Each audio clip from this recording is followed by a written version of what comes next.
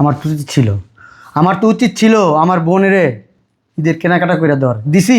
দেই নাই। কি কারণে দেই নাই? তোমার কারণে দেই নাই। আমার মা ঈদের দিন কেন এইসব কাপড় পরবে?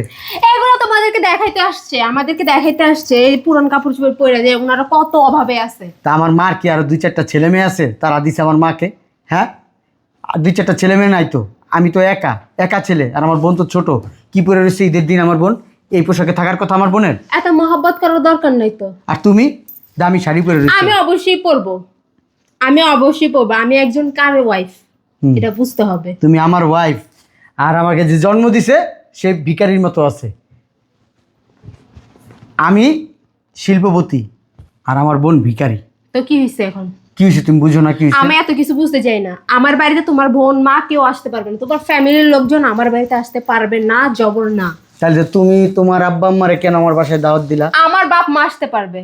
ও, আমাদের সাথে ওনাদের সাথে যাইতে হবে, ঠিক আছে?